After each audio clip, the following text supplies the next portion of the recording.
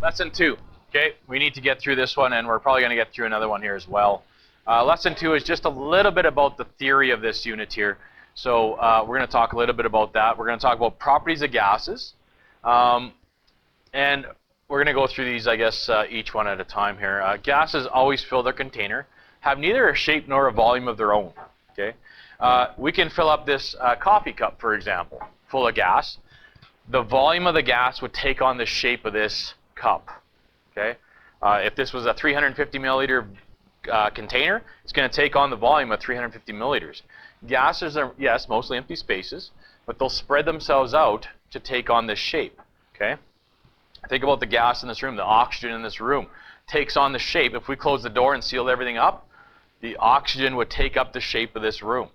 Okay, they would spread themselves out and take on the shape. The volume would be the volume of this room.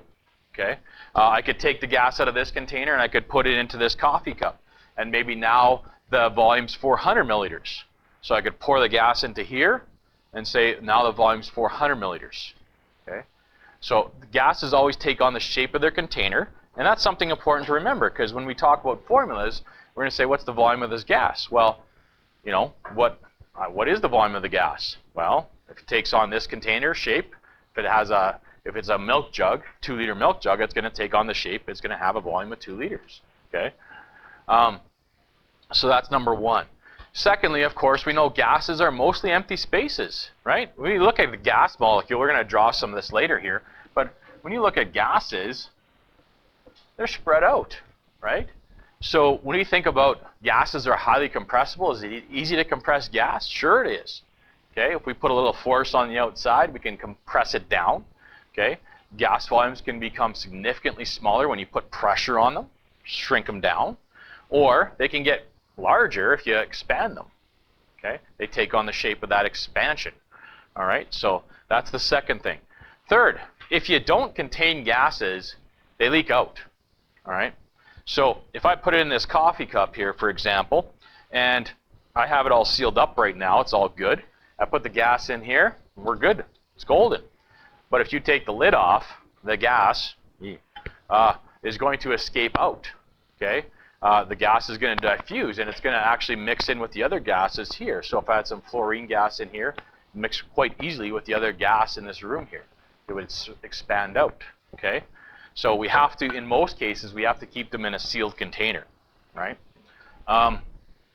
Temperature can definitely affect the volume and the pressure, and we're going to look at the there's 3 laws we're going to look at: Boyle's law, Gay-Lussac's law, and Charles' law, that talk about the relationship between pressure and volume and temperature, and pressure and temperature. And that's going to be part of the things that we're going to do here. Okay, so temperature can definitely affect that. And gases will mix easily with other gases because, once again, because of this wide space between them. So we put another gas in here, and they mix very well together. Okay, because gases are mostly empty spaces, so other gas molecules can get in there nice and close to each other. Okay, they mix quite easily with each other. Okay, so those are 5 properties that you probably should know. Okay, about gases. All right. As always, we talk about kinetic molecular theory, which sometimes sounds, you know, complicated or whatever. It's not. Kinetic molecular theory just basically means, kinetic means all molecules have energy. They want to move, right? We give them more energy, they move faster, right? Give them a chocolate bar, they're going to move fast. Yeah. We can also take energy away from them too. So we could actually cool them down in most cases, would be taking energy away from them. So they always have kinetic energy. They always have some type of motion to them, right? The more kinetic energy they have, the faster they move. Okay. The motion is always random as well. Okay, so you can't really say, oh, hey, the gas has to go this way. Well, it actually does go this way until it bumps into something, and then it ricochets off and goes some different direction. And in fact, that bouncing into other molecules in the side of the container is actually what makes pressure. That's what you measure in a car tire. You're measuring the collisions between oxygen or air, okay, in that tire, for example. All right. So we're going to talk about all that stuff in this unit here. Okay. This motion is always random, and it's called Brownian motion. You don't have to know that, okay? But just so you, that's what it's called. It's random, okay? It goes until it bumps into something. It's kind of like, I don't know what it's like. It's like random. We're going to focus on gases here, but once again, you should know the difference. We actually did this before in Unit 1. Solids, right? What does solids look like? Well, they look like they're this, right? They're packed together, really tight. Yeah. There's really no freedom of motion kind of thing. They're locked in together, nice and tight. We talk about what kind of motion could it have, if anything. And we say, well, mostly, we call it vibrational motion. They kind of vibrate back and forth, perhaps. They have energy. They want to go somewhere, but they can't because they're locked together. So they might vibrate back and forth a little bit, up and down kind of thing, or side to side. But they're not going to go anywhere. They're locked in together. Okay? So when we talk about solids, we think about vibrating back and forth kind of thing. If we talk about liquids, we know that we actually had this drawing before here. I'm not sure why I'm making them so big all of a sudden, but I am.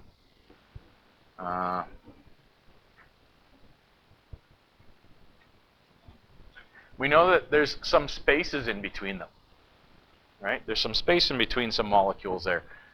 So we know that as far as what kind of motion does this have, well, yes, they're still vibrational. So you know, you look at this one here, for example. What's its option?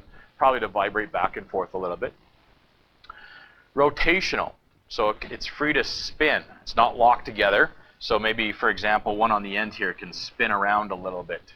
Okay, is able to spin around because it's not locked to something else kind of thing. So it's maybe able to spin a little bit.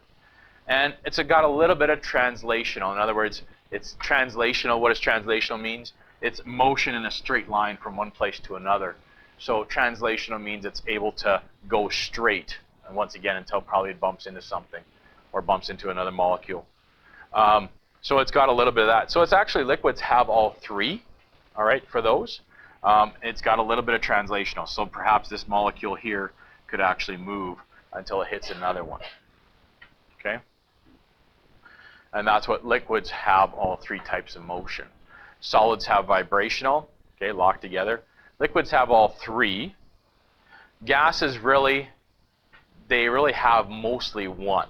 Okay, I mean, yes, they could rotate for sure, but mainly when we think about gases, we think about very far spread apart. Yes, we think about where do they go? Well, they go until they hit something. Yeah, there's really no connections between them, so they go until they hit the side of the container. They go in a straight line until they hit the side of the container or bump into another molecule, and then they head off in the other direction until they hit something else. Okay, that's what we're going to focus on. Okay, this one here, obviously gases is this unit here. So we're going to focus on translational movement, right, until it runs into the side of the container, et cetera, or another molecule. Okay. So that's a little bit of maybe some definitions like vibrational, rotational, translational, what they mean, and just some properties of gases, which we will come back to and refer to as we go through this unit here. Okay.